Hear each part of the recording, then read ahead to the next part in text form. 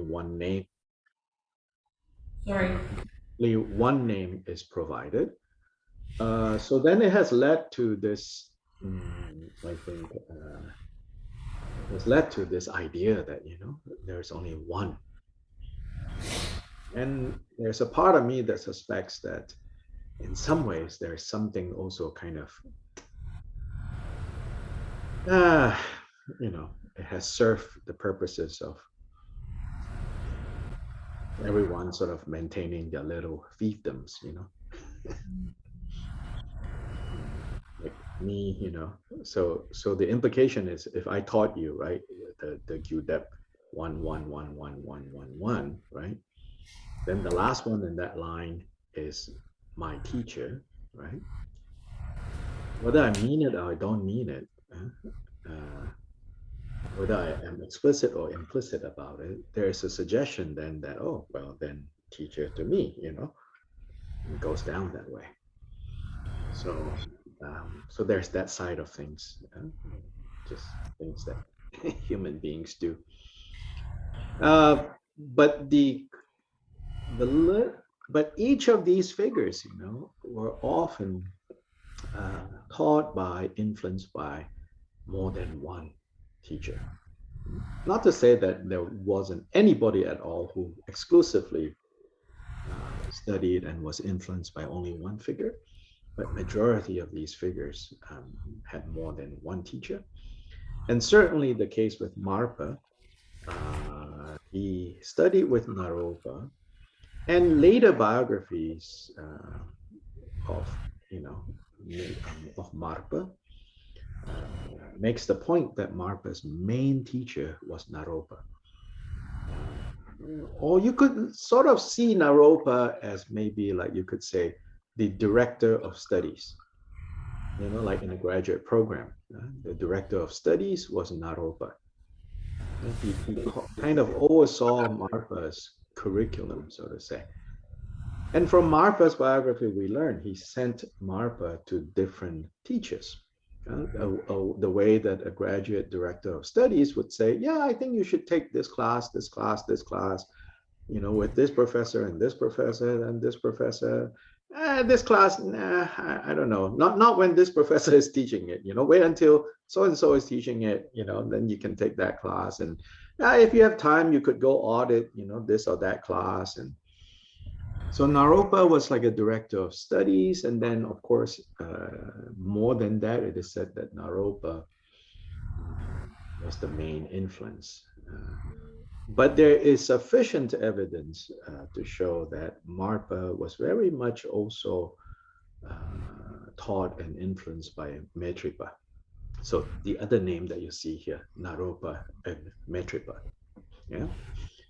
Naropa and Metripa, there are some interesting differences in terms of how they talk about the Vajrayana path, the Vajrayana stages, how they identify and unpack. Like, for example, there is this notion, we've come across this, there is this teaching on the four joys. Which joy is the definitive joy, so to say? There's some disagreement, as it seems, if you look at text written by Metripa and text written by Naropa, there is some disagreement as to which joy is more important and which is more derivative of what. And so there was a divergence in interpretation. Then likewise, like with the four empowerments, uh, which is the key empowerment and which empowerment is dependent on which empowerment. So these details of tantric practice, Naropa and Mitripa had their differences. And so this is what we are seeing here when it says Rejungpa and Drigomrepa were discussing the view of meditation of Naropa and Mitripa. So when Milarepa overheard them talking about these things, Milarepa said, just listen to what I have to say before you continue your discussion. The gist of that song there is Milarepa saying, don't talk too much. Oh.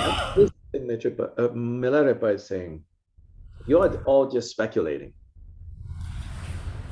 Yeah, maybe, you have read this teaching, this text by Naropa, and you have read this thing by Mitripa, or more likely, you overheard someone talking about Naropa saying this, you overheard someone talking about Mitripa saying that, and then you know that my teacher studied with both of them, and then now you're like, well, who's it's never quite like who is right and who is wrong, but more Buddhist style of debate is more like who is more right, right? Unlike monotheistic religions, that is basically there's one right and there's one wrong, or there's one right and everything else is wrong. Mm-hmm. Buddhist way of debating would never quite get into there's only one right and everything else is wrong. Rather, there are varieties of rights and wrongs, and some are more right than others. More accurate or more profound or more suitable. So there are different standards even. Sometimes, or rather often, what is more profound is privilege over every other standard. What is more profound? But here and there are teachers and traditions that say what is more applicable is more important. So even within these Buddhist traditions, you see that.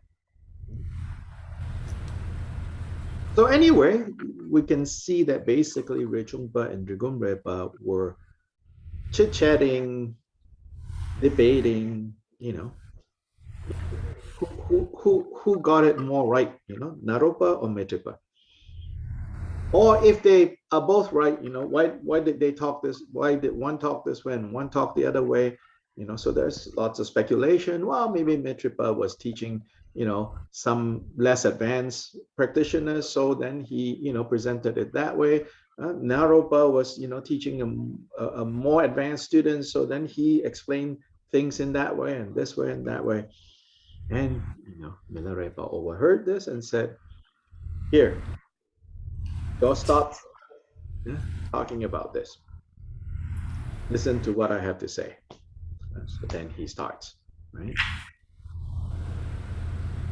Now, before we let him start, any questions or observation or curiosity about, what you just heard? Yeah. It comes to my mind that the lineage might actually work backwards to some degree. As students and students of students become notable, then you could potentially, I don't know this, I guess it's a question. Oh, that's exactly the words I use. Lineage is always constructed backwards. Some of you have heard me say that before.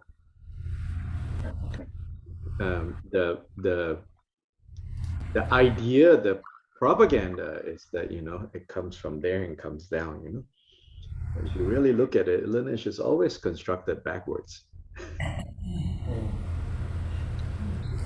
You come study with like someone, like me or whatever, and eventually you're like, oh, who's your teacher? Well, my teacher is so and so. And who is the teacher? Well, teacher's teacher is so and so and so and so and so and so and so and no,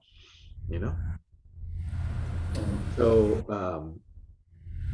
we think of lineage as like top flowing down, but in fact it's constructed backwards.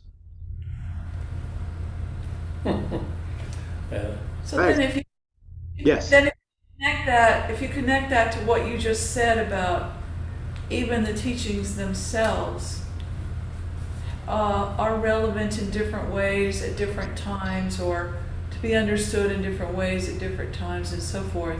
yes, And there's no kind of like absolutely credential, but at the same time we have to sort of be careful oh yes, about where we get, who we listen to. yes, right? yes, of course. So there's a paradox, kind of. Oh, absolutely. Yeah. Yeah. Things only look kind of like simple, direct, or when you kind of looking from afar, and you don't poke, once you start poking,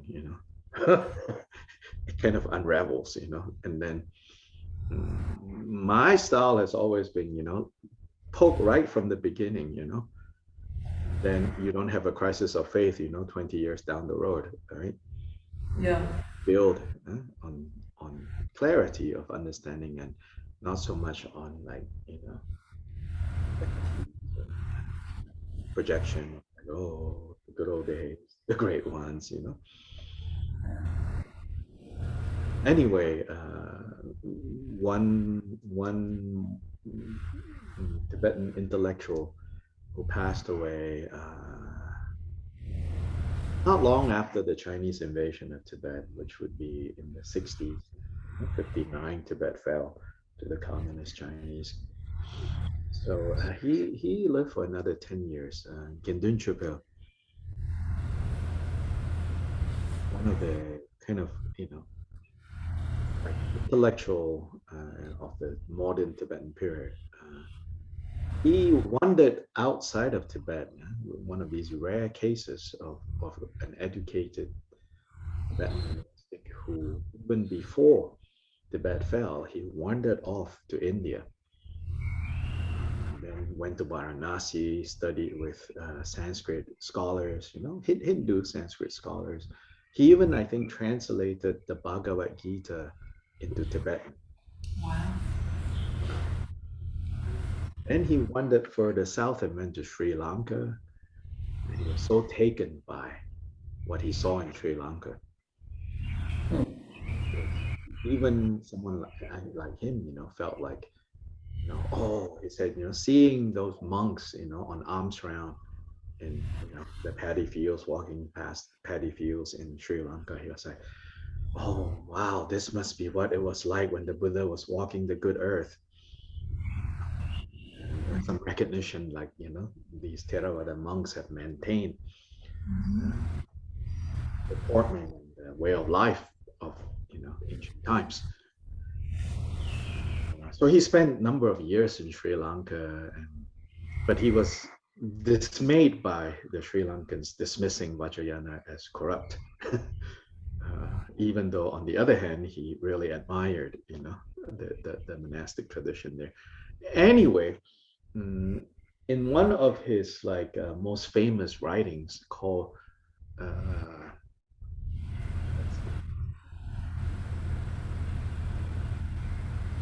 something like Rapsel, like clarifying the sage's intent. I think it's translated into English like that. The sage, as in the Buddha, clarifying the Buddha's intent. Something like that, I think. I forgot the title. But basically, he wrote this critique of a number of kind of Tibetan philosophical understanding of the teachings. He was trained as a Gelugpa Geshe, but he came from a Nyingma family background. But then in that text, he particularly irked the Gelugpa authorities because he challenged their interpretation.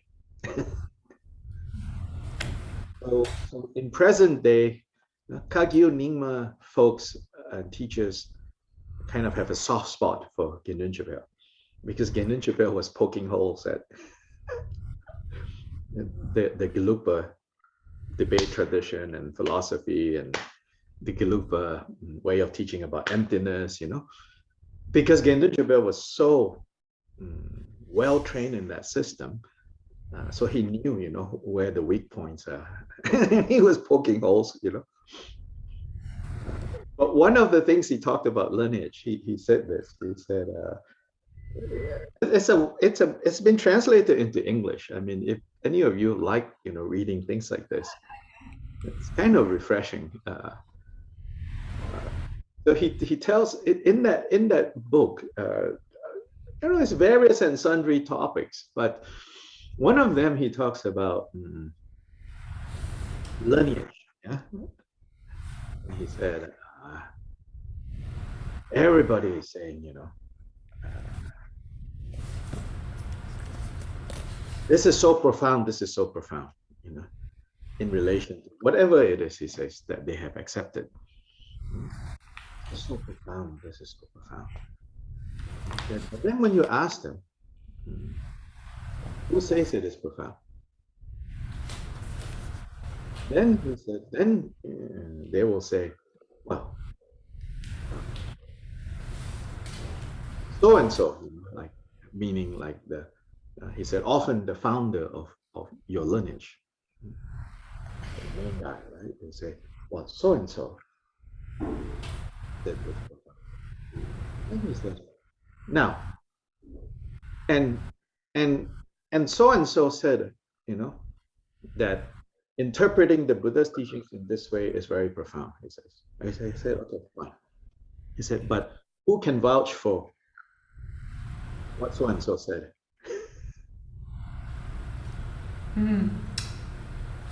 He says, who can vouch for that?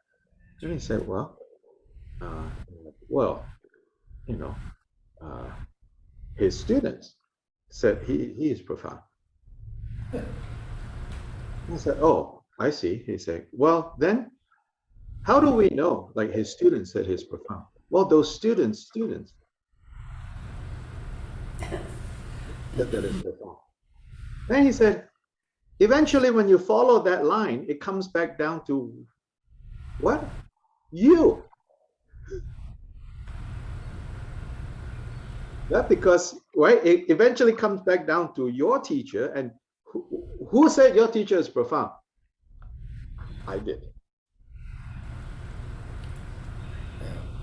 Then he says, and if the fundamental problem, according to the Buddha, is ignorance, and you have that problem, so you saying that your teacher is profound means nothing, he says. Okay. So he just invalidated everything, But what he's doing here is he is poking holes at the debate tradition. He is not saying, like, oh, your teacher is not. He's just saying, hey, you all don't get so certain in your, like, I have proved, which is the debate tradition, right? I have proved without, by the rules of our debate, I have shown you, like, this is right. And he says, no. This is the big problem here, He says, the funny one is like, let's see, the deer is vouching for the lion, the rabbit is vouching for the deer, and the mouse is vouching for the rabbit, and that mouse is you, he goes.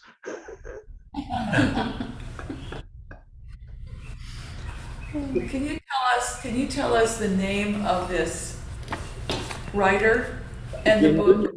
Gendun Chopel, Gendun. Gendun. Okay. Yeah, Chopel, Chopel, or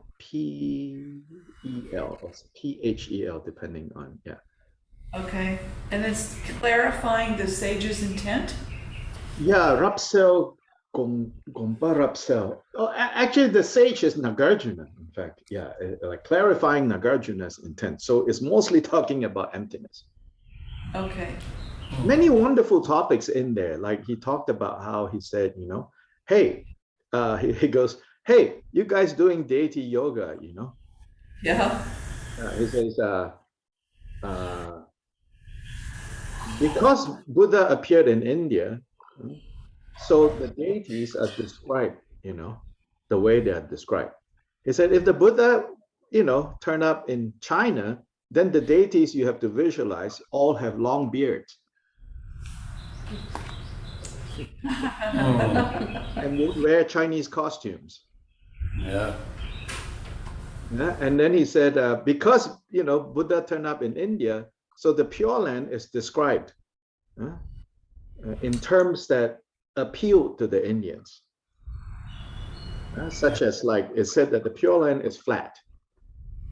Completely flat. Right. This is because he says in northern India, you know, all these mountains, it's just difficult to get from place to place.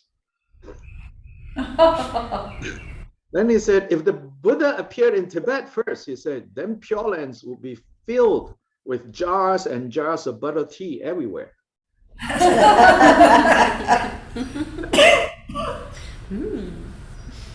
Yeah, so very refreshing, you know. He because he went outside, he looked around, he could reflect back Yeah, on like, you know, wait a minute, you know.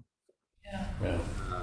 And I think it's essential for us to kind of see this, and more now, you know, Tibetan teachers of a younger generation, you know, now that they've been exposed to the outside world, the first few generations exposed to the outside world, the truth is that they basically ignored the fact that there's this outside world.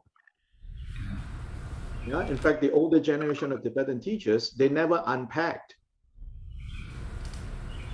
Yeah, the chests, they never unpacked because they're like, this is temporary. We're going back, you know. yeah. Oh, So they yeah. completely ignored the Wow. fact that the outside world was like this. Yeah. Mhm. So then they never bothered even like reaching out to Indians or teaching Indians. Yeah, only until recently, like in Nepal, at least, you know, I think Chogi Nimar Rinpoche is probably the only one who is actually reaching out to Nepalis. Yeah. And he has Nepali students. And now some Tibetan teachers in India, you know, like as long as the Dalai Lama is now reaching out to Indians. So now they're Indians, you know. I mean, it's understandable because they're refugees, right? Their first concern was to protect and to maintain what they have lost. Very understandable, right? But understandable doesn't mean like we should like unknowingly kind of, you know, sign up for the art project. Right. Yeah, what we need is the Buddha Dharma, Right. and of course some of us have karmic connections with Tibetan culture. No problem with that, you know. But don't confuse the two. My own teachers are actually like that. They're like, don't confuse the two, you know. And they're like, oh, why are you wearing that, you know? Like why, you know, like people wearing Tibetan chubas, you know, women, why are you wearing that, you know? It's like I mean, again, they have nothing against their own culture. They're like, if you think that makes you more Buddhist, then we have a problem, you know. Mm. Yeah. So anyway, now this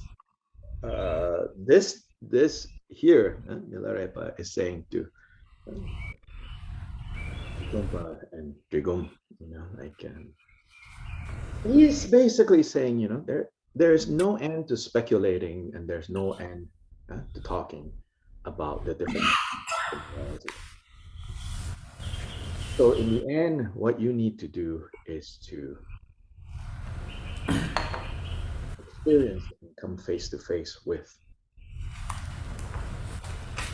some of these words, what some of these words are describing. Now, there are different, so in a way you could say Milarepa privileges direct experience of the teachings. Now, then you hear that, you're like, yeah, of course, that's a no-brainer, right? You should privilege the direct experience, right? But there are within the tradition in the Tibetan world that says, of course, you privilege experience, but experience without the reference point of scriptures can also go in the wrong direction. Which is sort of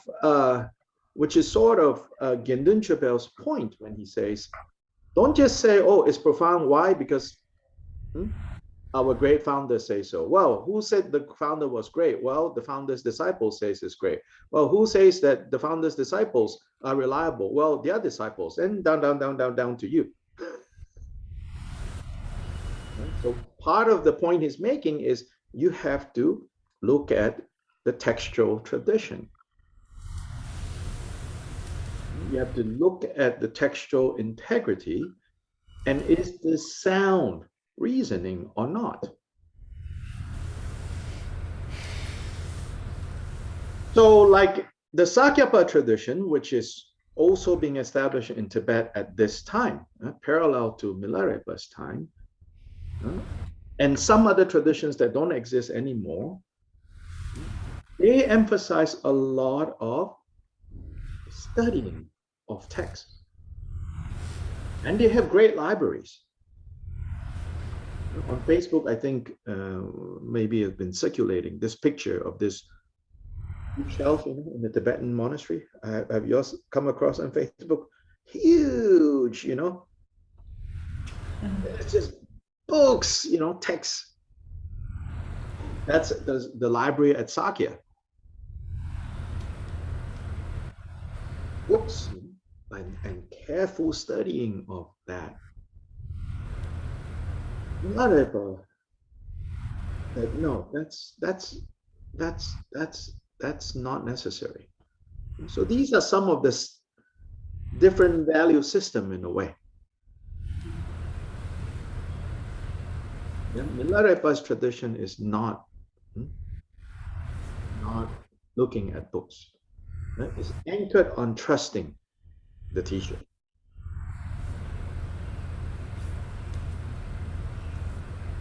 It's anchored on that. Trusting the teacher to guide you to have direct experience of what the teacher is teaching.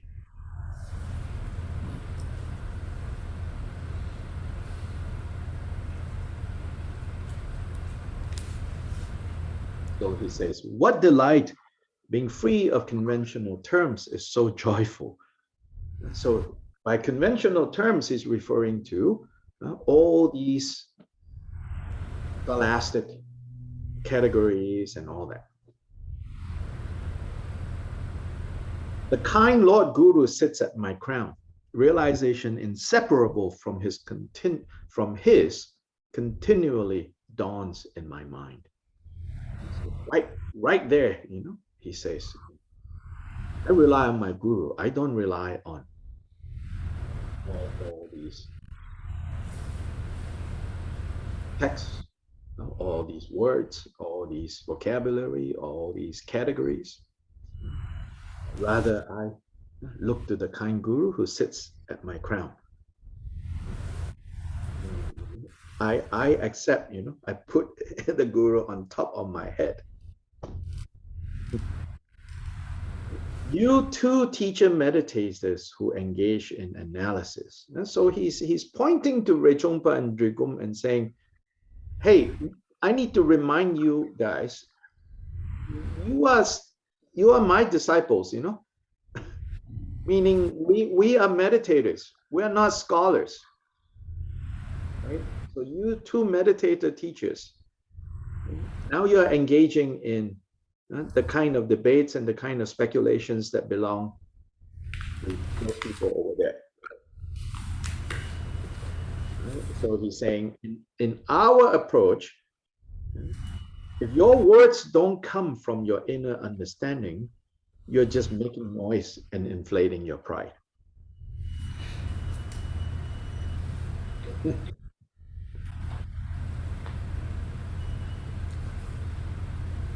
So cutting imputations from within, is that not called the view free of extremes?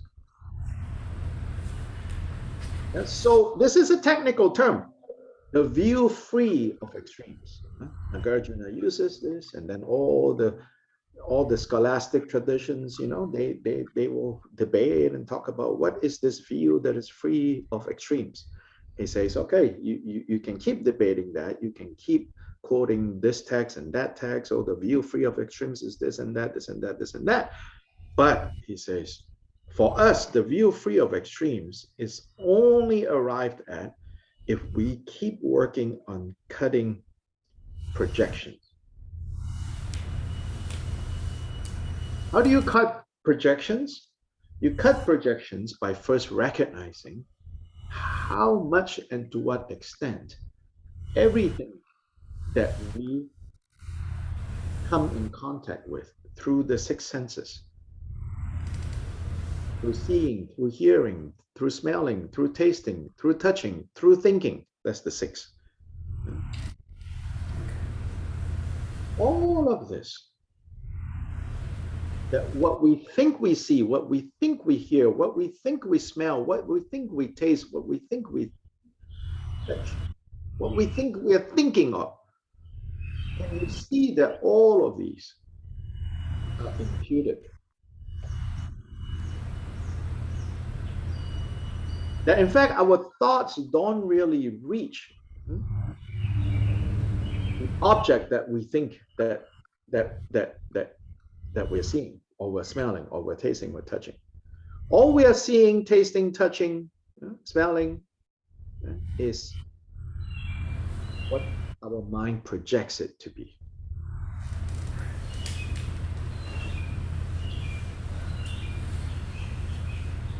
Recognize that. Recognizing that is the first step. Second step is where you cut. What does cut mean? Cut doesn't mean that you impede the workings of your six senses, you know. It doesn't mean that, okay, you stop seeing now, you stop smelling now, you stop tasting now, you live perpetually in the, you know, sensory deprivation tank. No, he's not saying that. Cutting projections mean you rein back.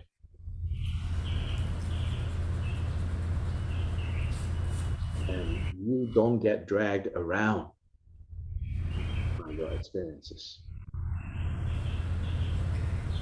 And when you are no longer dragged around by your experiences, that is called the view free of extremes. Then, using scripture and reasoning, it's a great ornament. So he's not against using scripture and ornament. He's talking about priorities.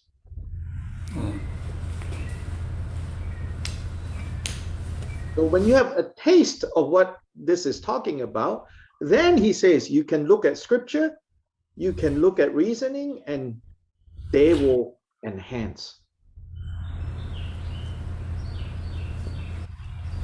your experience. They will deepen your realization. Otherwise, scripture and reasoning will lead you astray.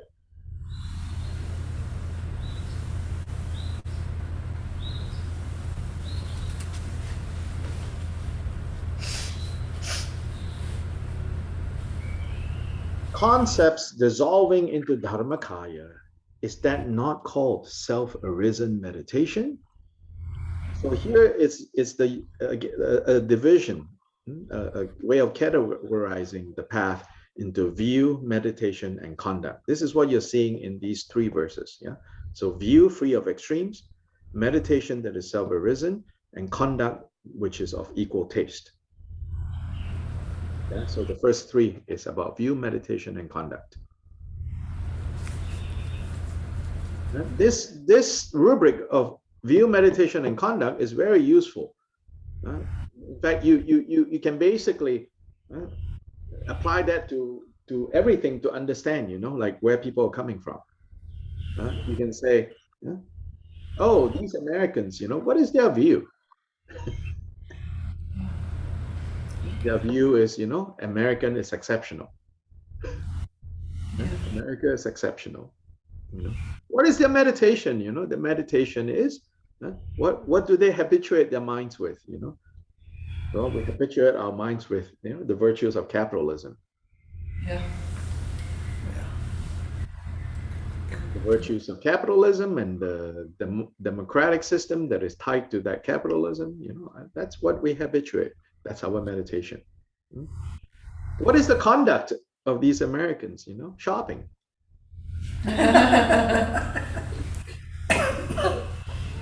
That's conduct, right? That's our discipline. Hmm? That's freedom. Exercising our freedom, right? That's our conduct. So then you can apply to, yeah, what about Christians? What is their view? Yeah, how do they understand what the problem is and what the solution is? And then what is their meditation? Meaning, how do they train to habituate? How do they do that? And then conduct, what are their ethics? How do they conduct themselves in the world as Christians, as Muslims? And then here, the next is, so what is self-arisen meditation? So self-arisen here means, natural. The natural way of habituating your mind. He says, well, natural way of habituating your mind is simply whatever concepts you have, whatever ideas that you have, you let them dissolve into the Dharmakaya. Dharmakaya here is the true nature of things as they are. Dharmakaya. Poetically, the reality body of things, meaning the nature of reality. So you just let all your concepts, all your thoughts, all your just naturally dissolve.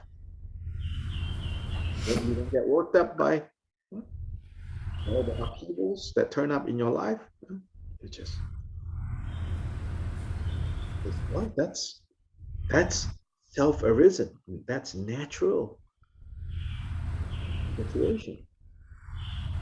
So the image here is a very natural, very carefree, If you really understand it, you don't need to put a lot of effort, he says.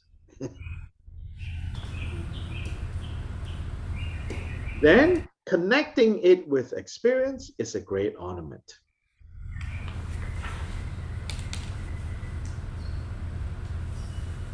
Here, experience means what? Experience means the different types of temporary experiences that arise when you engage in meditation. Sometimes very intensely blissful, sometimes, intensely disturbing. All those are, this experience is not talking about like, ordinary experience. It's like experiences that arise as a direct result of you doing some practice. Feeling very inspired, feeling very, saddened by sufferings of samsara. And he says, then when you know how to let concepts dissolve into the Dharmakaya naturally, then all these experiences of ups and downs, the highs of spiritual practice and the lows, like the Catholics call it, the dark night of the soul, then they're no problem. But if you don't understand how to let your concepts dissolve into Dharmakaya naturally, then then these experiences can be very jarring and can be very upsetting. Sometimes you're inspired, sometimes you are totally discouraged. Then these kind of spiritual mood swings. So here he's also telling us how to handle, how to stabilize so that you don't have this spiritual mood swings. Knowing to just let concepts dissolve into the Dharmakaya. Another way of putting this, this fancy, concepts dissolve into Dharmakaya, is, in my experience or opinion, is basically saying, whenever whatever happens, some degree of understanding, it is what it is.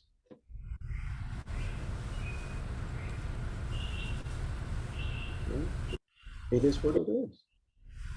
Now, of course, that statement, you cannot just, publicly say that, it'll lead into maybe people misunderstanding, or misunderstanding as in not like misunderstanding you, and then you lose face, who cares about that, or you should not care about that. Misunderstanding, as it like they misinterpret and then do what they think you're saying they should do, which is don't care. We're not talking about don't care. To be able to see whatever is happening as it is what it is. It's a different kind of being, as different kind of being in the world, a different kind of responding to the world that is not about not caring anymore. It's caring in a different way. Yeah, it's understanding it is what it is. And of course, what it is you could say, well, it is causing some people suffering. Well, first you accept that that's what's going on, and then you can now begin to change. What is something else.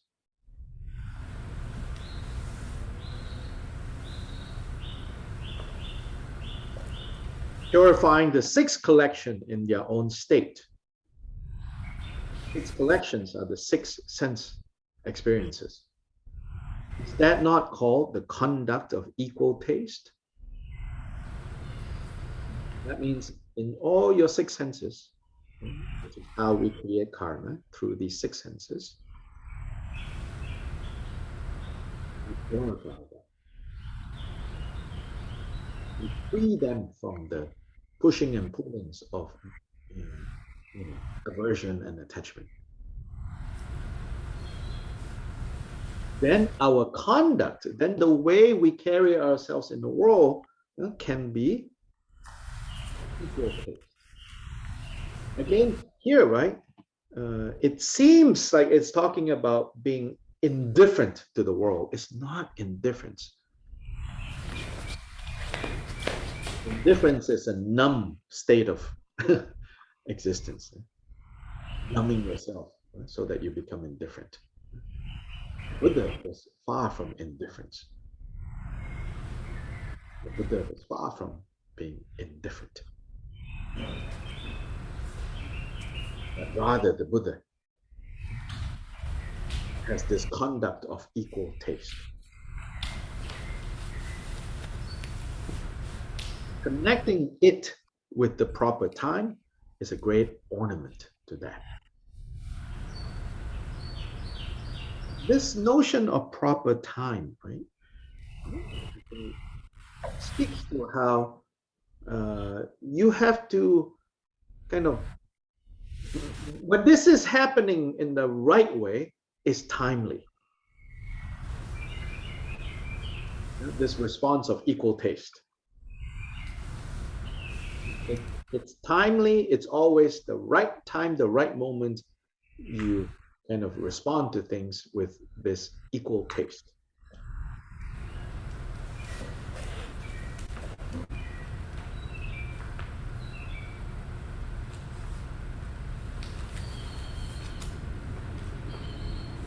So this is the first three.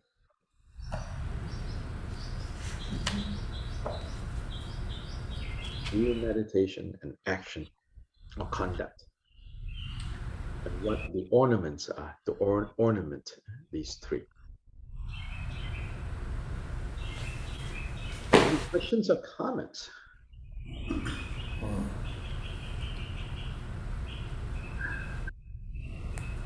I have a question. Mm-hmm.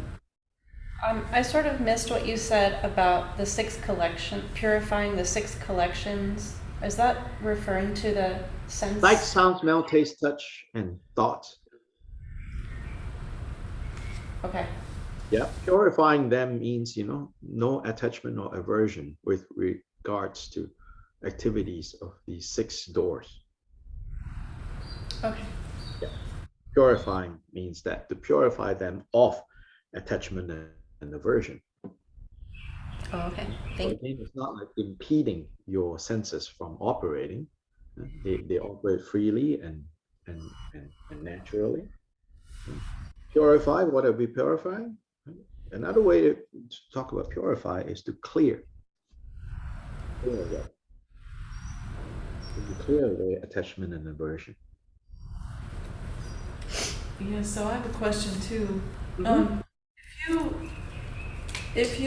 If this worked, right, you had the right view, right meditation, then this conduct, when it says it's connecting with the proper, I mean, it basically, he's saying you would know what to do, Yes, and what you would do would be effective, correct.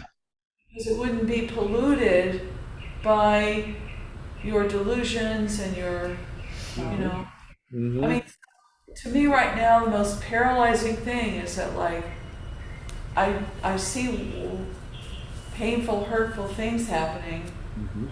I can't figure out what to do. Yes, All I can do really is realize that I'm wanting to rescue out of some sort of yes, impure emotional, and I need yes, to see yes. that.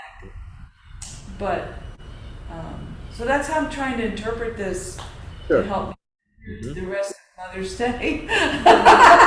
The proper time is talking about that, is talking about, like, so basically here, right?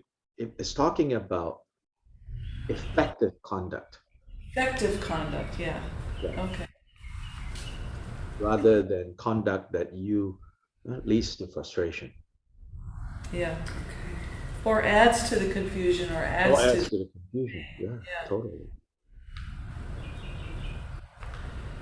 Okay. The 100-meter radius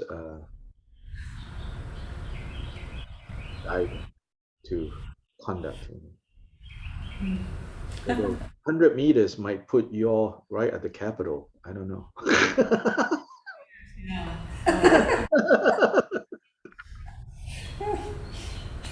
If only we can influence them.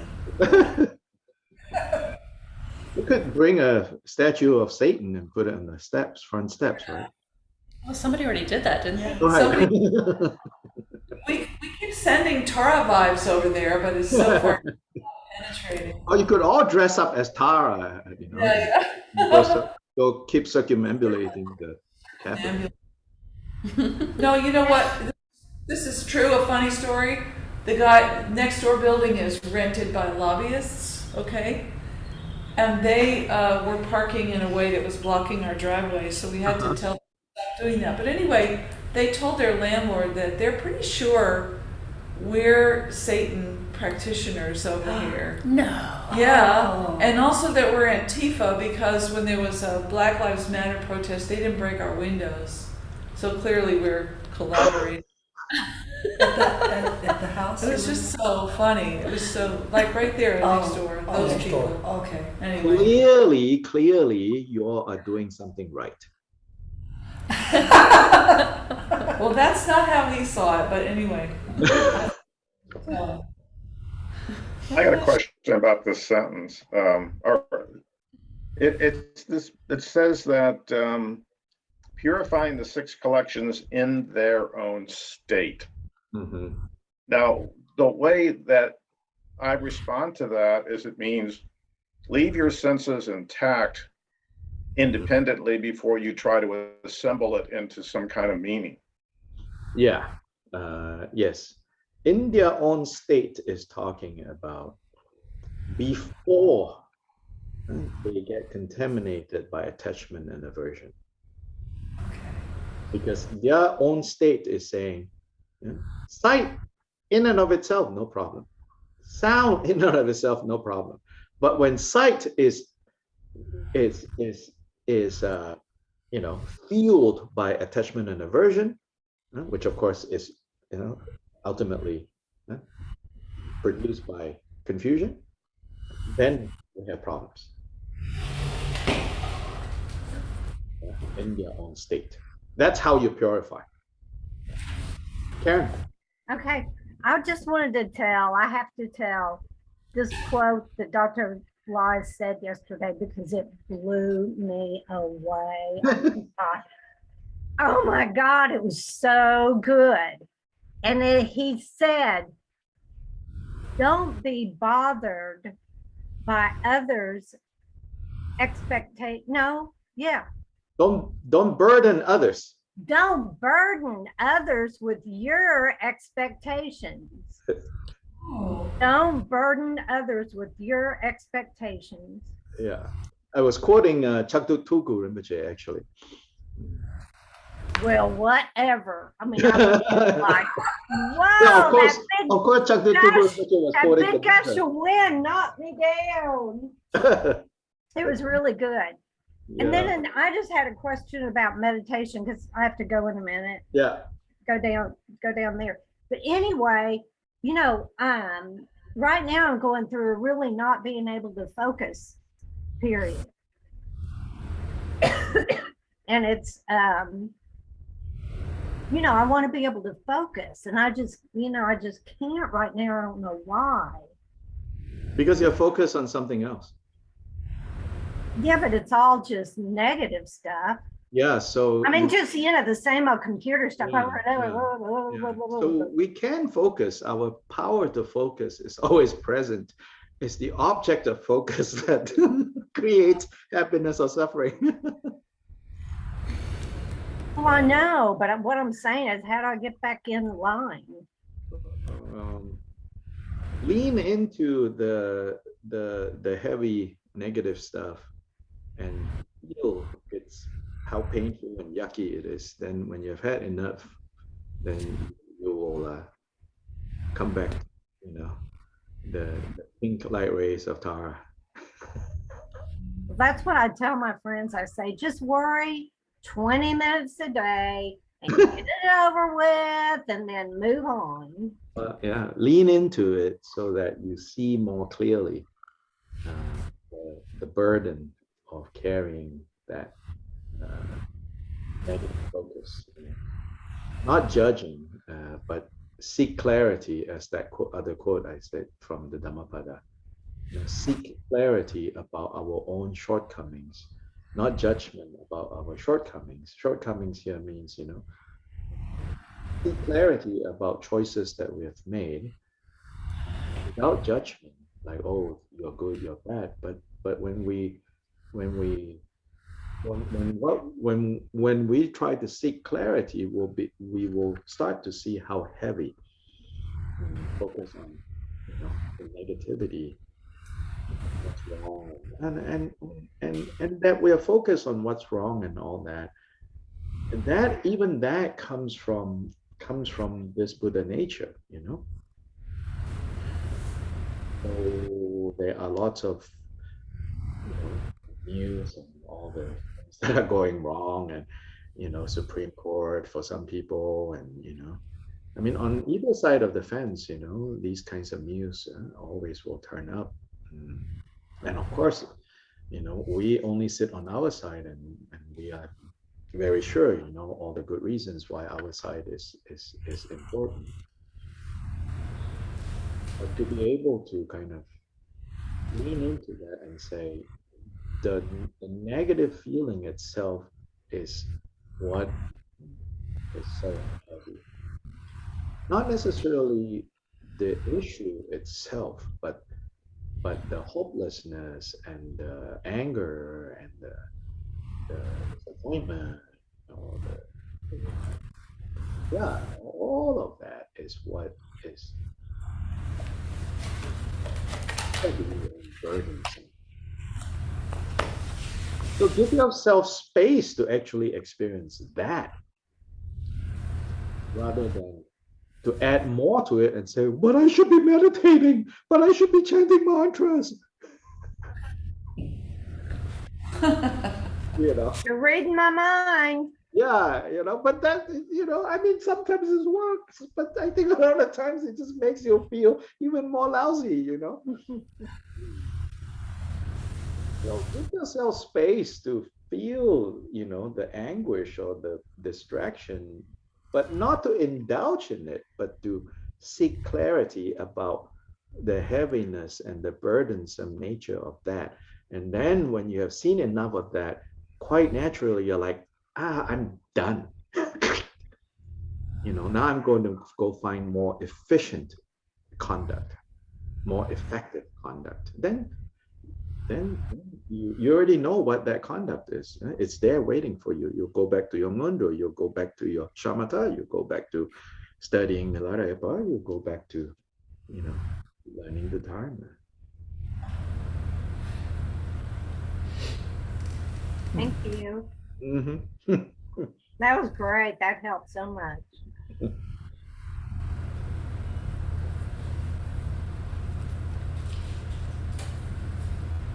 Yeah, so these three, Milarepa is prioritizing again, like, you can do something about it, like, yeah, he says, you want to debate whose view and Naropa and Metripa, and it says, that's secondary, right?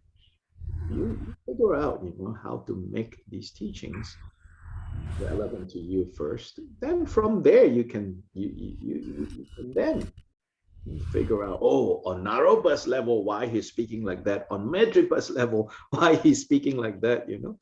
They say until you have some direct experience of these things, then it's all just, as he says, well, it's just making noise and inflating your pride.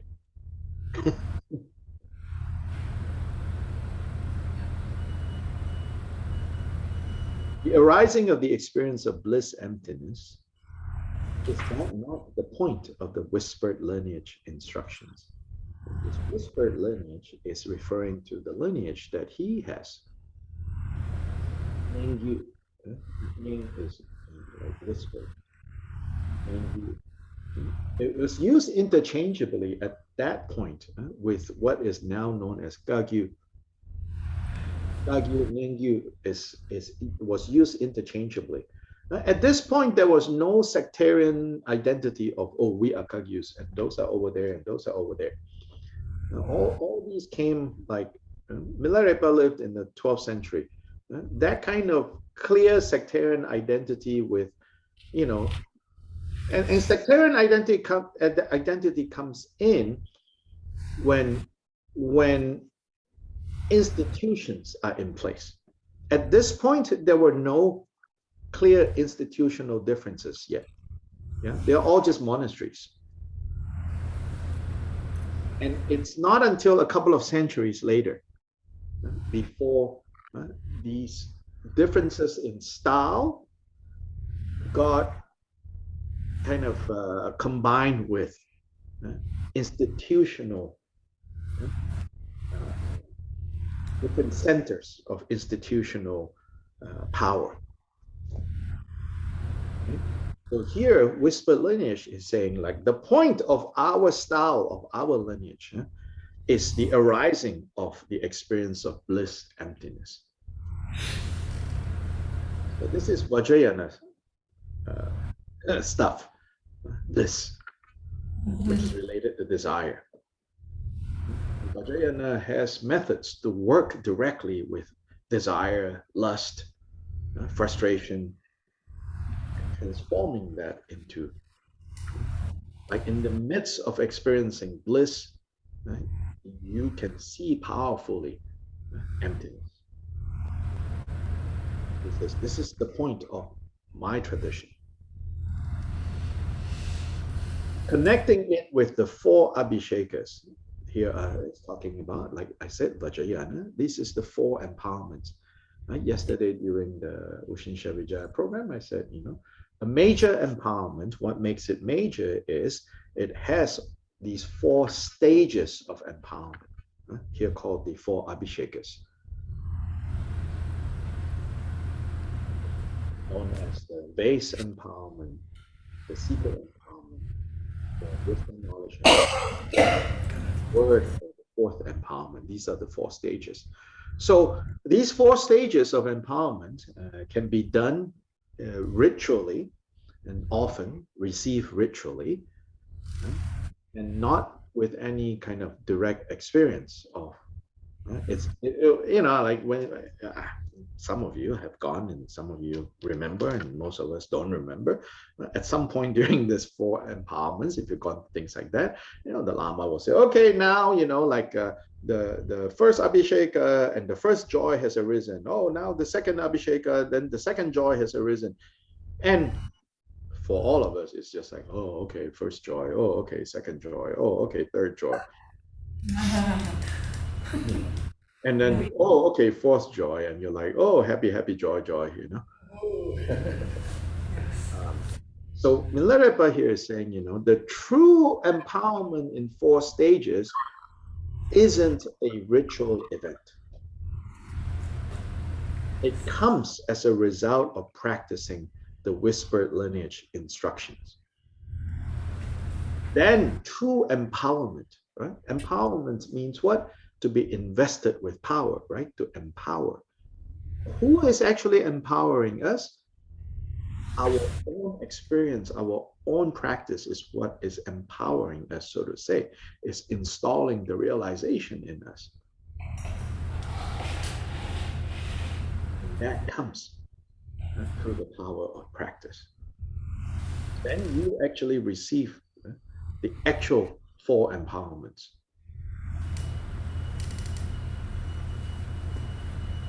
In the old days, the 4 empowerments aren't given on like one occasion. But only first empowerment given, the vase empowerment, the one pertaining to the body. Then you train and you train and you train and you practice and you practice and you practice, and then you check in back with the teacher. And then when the teacher is satisfied that, right, you have enough of the experience of the first empowerment and all the different aspects of the first empowerment, which is essentially a training in seeing how our 5 aggregates and our physical body, its nature, are the 5 ripples, male and female, poetic expression. Basically, saying, seeing the emptiness of the 5 aggregates, therefore seeing the purity of the 5 aggregates. When we have stabilized this way of relating and viewing this person, this body, this mind, the 5 aggregates, both body and mind, that's the vase empowerment. Then the teacher now can give the secret empowerment, the next level of maturing us.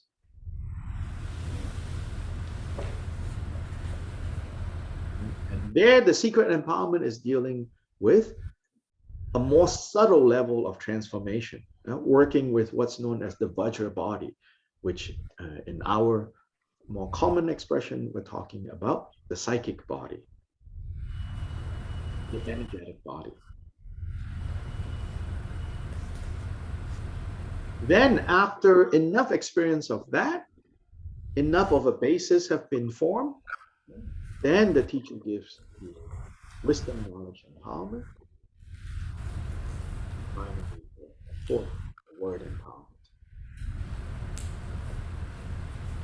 Here, again, even Naropa and Maitripa has some different approach, different kind of opinion and approach, basically. Whether the 2nd and the 3rd is absolutely necessary or not. Some say that, just the 1st and the 4th is absolutely necessary. Some have to go through 2nd to 3rd to get to the 4th, but some merely having the 1st, and then you're ready to go to the 4th. And in that way, the realizations that come from the 2nd and 3rd will naturally unfold without necessarily going through the 2nd and 3rd.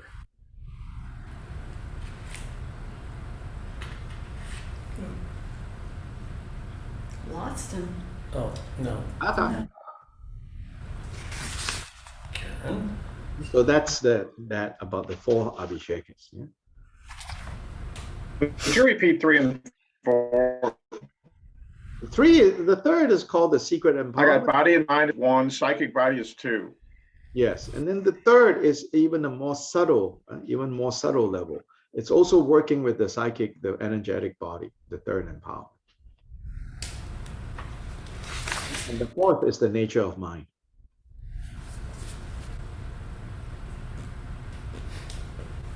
Thank you. Yeah. So the 2nd and the 3rd is sort of like a bridge that bridges the 1st and the 4th. That's why in some traditions, some teachers say, what's truly essential is just the 1st and the 4th. And the 1st is sufficient of a basis to support uh, the effective realization of nature of mind, which is done in the fourth.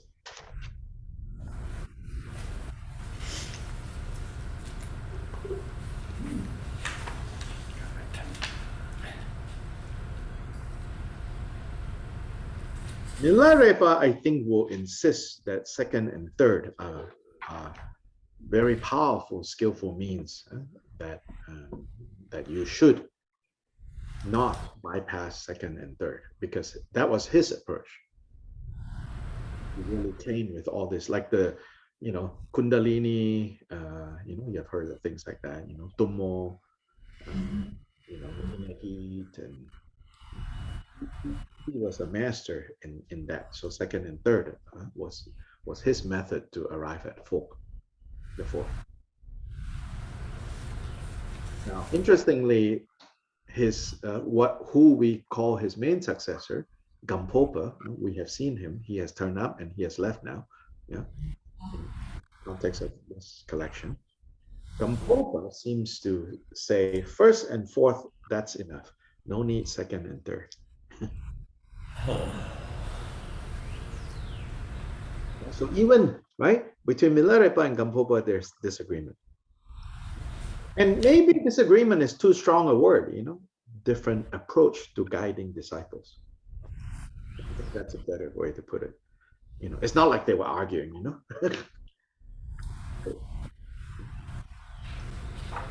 disagreement, like they did not agree. It's different ways of guiding disciples.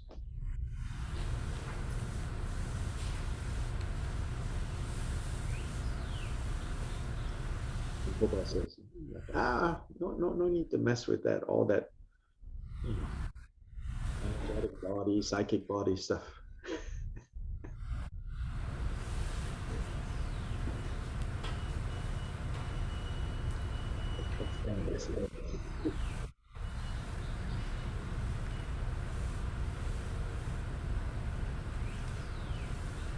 Differentiating clear appearance and emptiness, is that not called the stages of the path?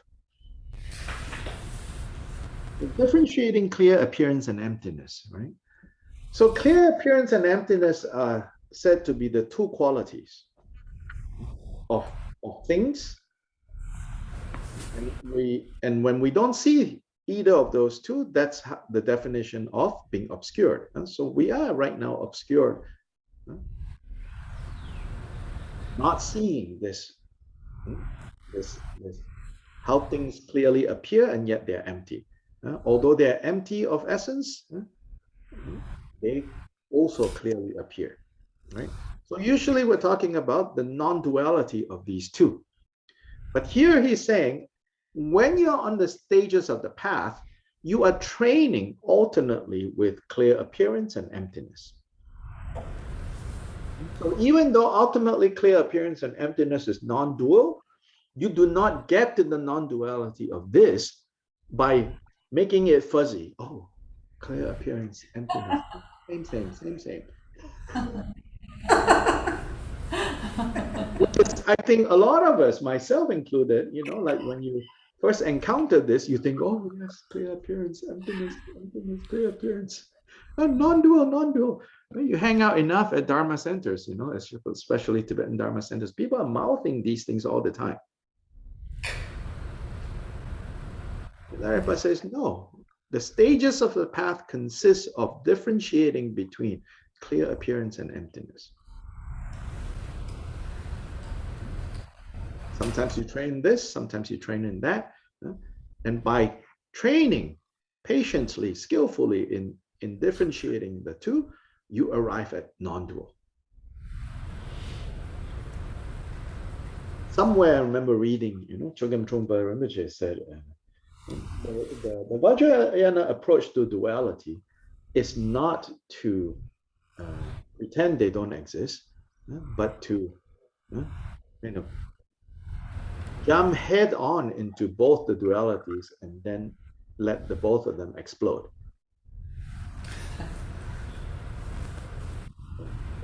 I mean, he was talking to hippies, they're all very... Yeah, true. So it's appropriate that time, right? Timeliness, right? Timely. Right, for the time. But Dr. Lai, so the training, you said you're just sitting around and pretending that you see it when you Yes, don't. right, Just- exactly. Oh, non-dual, non-dual, all one, all one. Right, so we shouldn't do that. Shouldn't go, I get it, but we don't. Yeah, What do we do instead? We kind of just, what we're left with, what are we left with is our obscurations, right? I mean, the best you can, I think the best I can hope for is to say, oh, that's not it. That's what I think it is, but that's probably not it because I'm obscured. yes. That's not it. It's actually the kind of main Buddhist style is the negation style. Yeah? Yeah. Not this, not that, not this, not that, not this, not that. Yeah? Yeah. So in a way, you might think, oh, the negation style is so negative. You might think, but I would argue that the negation style is actually ultimately based on being optimistic, because you're not afraid that what is will remain there after all your not this, not that, not this, not that, not this, not that. Because it's based on the fundamental trust that what is cannot be harmed by your not this, not that. Yeah. So counterintuitively, when you say, oh, it's this, it's like that, it's like this, it's like that, it's you don't have much trust, that what is actually there. So you need to construct. Yeah, exactly. Oh, the ultimate is this, the ultimate is that, oh, ultimate is this, that, Well, so often you have the experience that, or me, I have the experience that I think, maybe I don't know what's going on here. I think I do, but maybe I don't. And then that opens an opportunity for something to actually reveal itself that I wouldn't have seen otherwise. Not that that's any more real than what I was thinking before, but still, that little bit of suspicion and doubt is like the best I can do at this point. Can I ask, can you say something about, I don't understand the difference between clear appearance and emptiness. That is, it seems like clear appearance would be emptiness, and Appearance is talking about, again, in the realm of sight, sound, smell, taste, touch. You see everything clearly, yeah. is what it's saying. But clearly, they clearly appear, but they don't have essence. That's the emptiness. Yeah, but they're saying differentiating between the two. If you clearly see something, it's already the emptiness is manifesting, or the substance. No, this has to do with stages of the path. Okay. Yeah. So in Mahamudra and Dzogchen, you do, when you're guided along the path, there are sessions where you train in appearances, and there are sessions you train in emptiness. Oh, okay. So, all right. So, Refining your. yeah. Yeah. Okay. Got it. Thank you. Most general public Mahamudra and Dzogchen teachings, in my opinion, unfortunately, a whole bunch of freelance teachers who then go off and do their own thing. If they've read these things or heard enough of these things, then they give people the impression that, oh, this is what Mahamudra and Dzogchen is. The actual paths of Mahamudra and Dzogchen involves a whole bunch of exercises and disciplines and meditation where you alternate between these two aspects. Okay. You take it into illness, you take it into dreams, you take it into sleeping state, and the waking state and the in-between state, and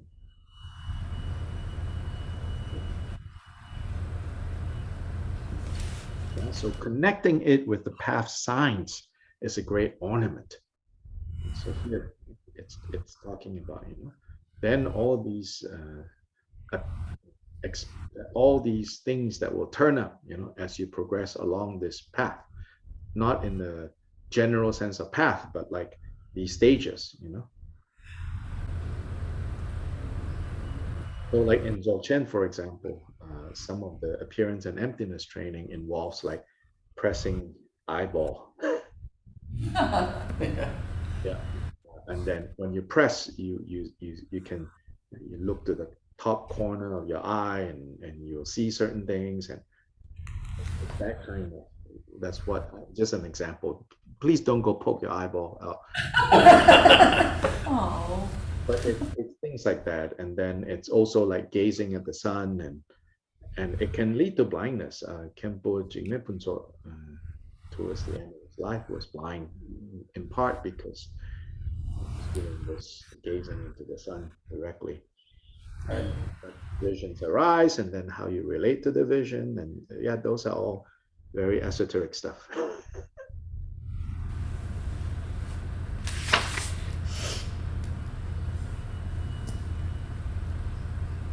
Carrying one's mind to the point of its exhaustion, is that not called Buddhahood in one life? Your mind is, of course, not like the nature of mind, the monkey mind, right? The activities of the mind, taking it until it exhausts. That is one lifetime. Connecting it with the four kayas is a great ornament to that. That means the four kayas is what is achieved, attained when we actually become Buddhists. These four levels of being. One who has scripture, logic, and the Upadeshas. Upadeshas are the pith instructions. One who has scripture, the logic, and the Upadeshas, is that not called the guru who holds a lineage? So he says, like, yes, a proper guide should know scripture, should know how to use reasoning, and also have experiential instructions, Upadesha. Then, when an individual who has this, who plays the role of a teacher, who has a lineage, when this person is endowed with compassion, then they are greatly adorned.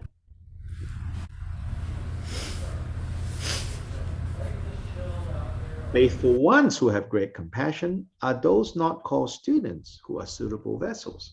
So here he's pointing out, the interdependence between the teacher and students. Students also need to have compassion. Then that compassion, that soft heart, right? When it's connected to devotion, then the disciples have great. They can connect to the teacher.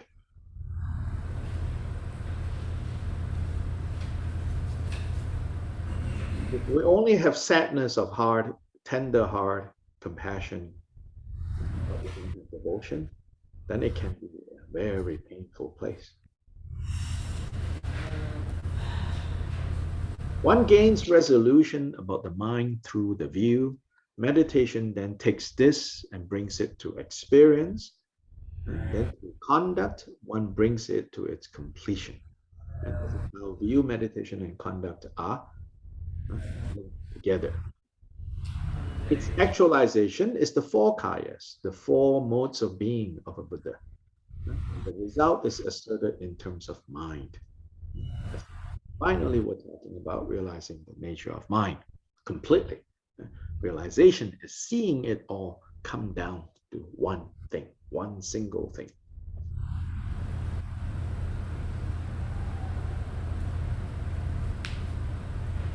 That one thing that is most important. What is it?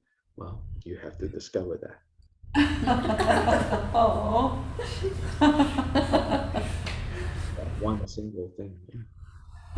Just that one thing. That single matter.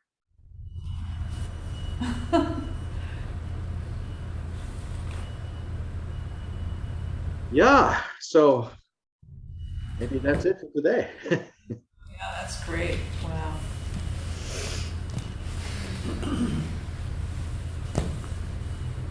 Next time you can tell us about the one thing.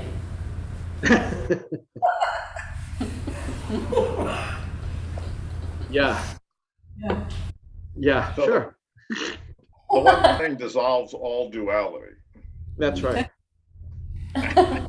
You mean you all didn't get it in the beer drinking chapter? Let's go back to that chapter. Yeah, sure. Um, so anyway, we still need to figure out the thing to do in August when I come. Yeah. In July. Might have, yeah, end of July, beginning of August, I think.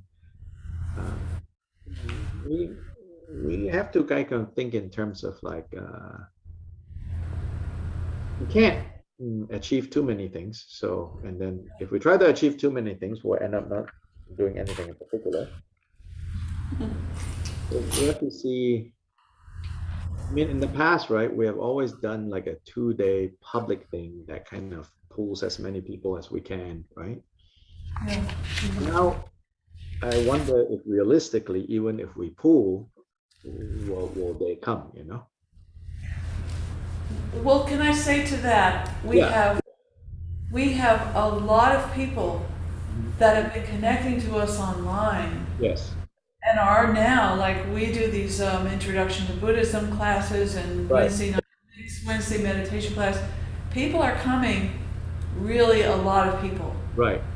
I suspect that when you come, So you're how about one day? or Friday night, or just Friday night, you know? If you could, if they could just have exposure to a Buddhist teacher in person, you'll be the first one. I'm telling you, there'll be a crowd. What about one day on the three jewels? Fantastic. Buddha, Dharma, Sangha, and then at the end of that, people who want to take refuge can take refuge. Fantastic. So get the word out across all the practice groups. Like, no, taking refuge is not about becoming a Tibetan Buddhist or becoming a Theravada Buddhist or becoming a, Plum Village Buddhist. It's entering the path, right? Yeah, but so far the only teacher that's given refuge here has been in Altukten, so it would be great if you do it too. That'd be great. So He's we'll, not. right. So we'll do one day, I think, yeah, on refuge.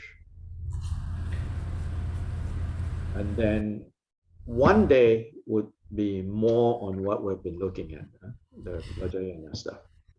Okay. So you all can choose which day to do what. So I think at this point, so yeah, so where I was going with what I was saying is that instead of doing 2 days of like a more inclusive, because I think people are still a little, Absolutely. No, that's right. so we just give one day that is more inclusive. And then the Yes. other day is when we do the Satan worshiping stuff. Right. We bring out the goats and slaughter the goats and stuff. Yeah. Slaughtering the animals. That's right. Bring the Yes. chicken. Someone already ordered the goat, right? Yeah, yeah. Okay, good. Yeah, so, okay, that's great. One day on, and then we need to figure out what you want to teach us. Yeah, Well, we, yeah. big kids. And I wonder the Friday night if it could be something, again, something, not just sit down and listen, something like maybe even like, I will think of something, but something more like almost like a social open house, and then yeah, meet a Buddhist teacher, but it's a social open house. It's also where the different Buddhist groups can talk about what they do, and I wonder if there will be a good time to do something like that. Maybe people, like when you did that cleansing ceremony, Uh-huh. maybe something like, I think about, So like, a simplified version of that could be bathing the baby Buddha, kind of a belated Buddha Day thing. or yeah, people could be invited to bring things that represent, Yes.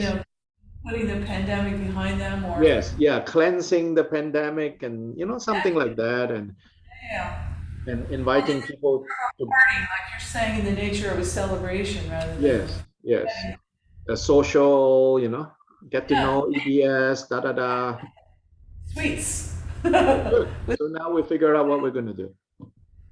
Yeah, so then you figure out what you want to teach us, Yeah, right? yeah. We struggle. We try to. We go. What should we ask for this or this? We or- had a conversation and sort of landed on Mahamudra. Right. Can No. I do it? Yeah. Not be taught. So No, you'll teach us the one thing that day. oh, right, the one thing. We'll just call the program the one thing. One thing. But there's other Vajrayana students here. But well, the Anaptukti might want to come. And other besides Right. just Right. There's a Zen story of one master famously. Anyway, one master one day he told the student, he said, "I'm not feeling well, and somebody is coming here to seek instruction. You have been with me for a long time, so you can go act on my behalf for this interview." So then, if I can remember this story. Then the student went to do this interview with this person seeking instructions, and then before long there was a big commotion and they were like punching each other. So the teacher quickly came in and see what was going on, pull them apart and say, what's going on? So then the person coming to seek instruction, he said, because so these Zen interviews are not like therapists, it's all kind of enigmatic, like maybe a symbol, maybe a gesture, So anyway, like in some tradition they actually call it Dharma combat, So then this visiting, and this visiting is like someone who has been training already, it's not like just off the street heard about Buddhism, So this visitor, he said, so we started the meeting, and your student, did this. For one thing, right? And so when he did this, I was a little taken aback and offended. But I caught myself. So then I did this. And then it said, and then your students, arrogantly did this. And he said, and that was when, I lunged at him and gave him a piece of my mind. So what's going on was, this person who came to do the interview, he had only one eye. But the student, has seen his master always going one thing. So the student was going the one thing, and this guy thought he was insulting him and saying, "You have only one eye." oh God. Two. So the person, he said, I caught myself, and recognized, oh, this is maybe a test. So I did this because I wanted to say, yeah, congratulations, you have two eyes, And, little did he expect this, student acting on behalf of the teacher to further insult and say, between the two of us, there's only three eyes. Oh gosh. That's great. Ooh. Dharma combat gone wrong. Gone awry. Okay, ta-ta. All right, thank you so much. Thank you so much. Thank you. Bye-bye. Bye, Steve. Bye, Bye, Steve. Steve. All right. Next time. Oh, gosh.